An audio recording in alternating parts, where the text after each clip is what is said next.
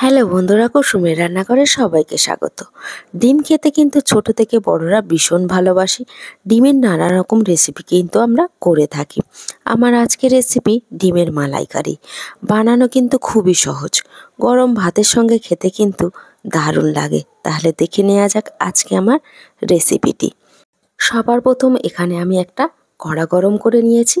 তারপরে দিয়ে দেব সরিষার তেল। আপনারা চাইলে সাদা তেলটাও ইউজ করতে পারেন। এখানে কিন্তু আমি আগে থেকে 4টে ডিম সিদ্ধ করে নিয়েছি। ডিম সিদ্ধটা আর দেখাইনি। তারপরে দিয়ে দেব স্বাদ মতো লবণ আর সামান্য একটু হলুদের গুঁড়ো দিয়ে আমি ডিমটাকে ভালো করে ভেজে নেব। আপনারা চাইলে কিন্তু হালকা করে ভাজতে পারেন। আমি ডিমটাকে লাল লাল করে ভেজে নেব। দেখুন, ডিমটা কিন্তু আমার ভাজা হয়ে গেছে। আমি এই রকমভাবে ভেজে নিয়েছি। তারপরে এগুলোকে আমি প্লেটে করে উঠিয়ে নেব।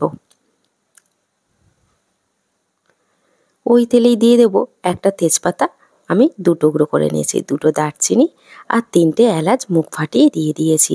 হালকা করে একটু নেড়ে নেব। যখন এর থেকে সুন্দর গন্ধ বেরোবে তখন দিয়ে দেব 2টো গ্রেট করা পেঁয়াজ। এখানে কিন্তু আমি পেঁয়াজটাকে গ্রেট করে নিয়েছি। আপনারা চাইলে পেঁয়াজটাকে পেস্টও করে নিতে পারেন। দেখুন, আমি পেঁয়াজটাকে কিন্তু হালকা করে ভেজে নেব। যখন এরকম একটা কালার চলে আসবে তখন এখানে দিয়ে দেব 1 চামচ আদা রসুন বাটা। এখানে আদা রসুন বাটাটা দিয়ে আমি একটু নেড়ে নেব। 2 মিনিটের মতো একটু আদা রসুনটাকে পেঁয়াজের সঙ্গে নেড়ে নিতে হবে।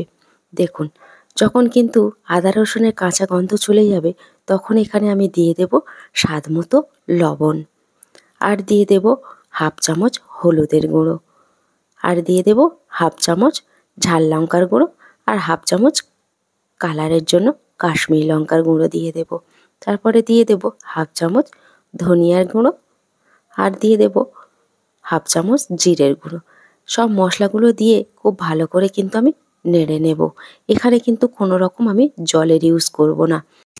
আমি যেহেতু ডিমের মালাইকারিটা নারকেল দুধ দিয়ে বানাবো, ওই জন্য আমি নারকেলের দুধ দিয়ে এটা কষিয়ে নেব। অল্প অল্প করে নারকেলের দুধ দিয়ে কষালে কিন্তু এর টেস্টটা একটু বেড়ে যায়। আপনারা চাইলে কিন্তু এখানে পাউডার দুধটাও দিতে পারেন।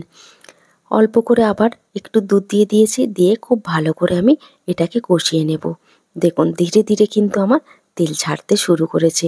এখানে আমি দিয়ে দেব 1/2 চামচ চিনি দিয়ে একটু ভালো করে নেড়ে আর একটু নারকেলের দুধ দিয়ে দেব।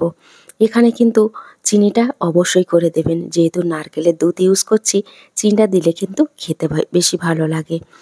আমি কিন্তু খুব ভালো করে এটাকে কষিয়ে নিয়েছি। দেখুন, আমার কিন্তু তেল ছাড়তে শুরু করে দিয়েছে। এবার আমি নারকেলের পুরো দুধটাকে দিয়ে দেব। দেখুন, আমি নারকেলের দুধটাকে দিয়ে একটু নেড়ে নেব। এখন কিন্তু আপনারা ডিমটা দেবেন না। যখন কিন্তু ঝোলটা ফুটতে শুরু করবে তখন ভেজে রাখা ডিমগুলো দিয়ে একটু ভালো করে নেড়ে নেবেন। আমি কিন্তু খুব বেশি ঝোল রাখবো না, অল্প করে ঝোল রাখবো, কারণ মালাইকারিতে ঝোলটা অল্প রাখলে কিন্তু টেস্টটা ভালো লাগে। তারপরে এবার আমি ঢাকনাটা বন্ধ করে কিছুক্ষণের জন্য হতে দেব। কিছুক্ষণ পরে ঢাকনাটা খুলে দেখছি, দেখুন আমার ঝোলটা কিন্তু অনেকটাই কমে গেছে। এবার আমি কিন্তু উপর থেকে অল্প একটু গরম মশলা দিয়ে দেব। খুব বেশি গরম মশলা দেব না, অল্প একটু গরম মশলা দিয়ে দেব। দিয়ে আমি গ্যাসের ফ্লেমটা বন্ধ করে দেব। তারপরে ঢাকনাটা খুলে দেখছি, দেখুন আমার কিন্তু ডিমের মালাইকারিটা একদম রেডি হয়ে গেছে। এবার আমি পরিবেশন করে নেব। আপনারা কিন্তু বাড়িতে একবার এই রকম ডিমের মালাইকারিটা বানিয়ে নিতে পারেন। খুব কম সময়ে কিন্তু বানিয়ে নেওয়া যায়।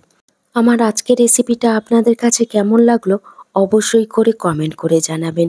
ভিডিওটা ভালো লাগলে একটা লাইক দিয়ে চ্যানেলটাকে সাবস্ক্রাইব করে আমার সাথেই থাকবেন। ভালো থাকবেন, সুস্থ থাকবেন। আবার ফিরে আসবো অন্য কোনো রেসিপি নিয়ে।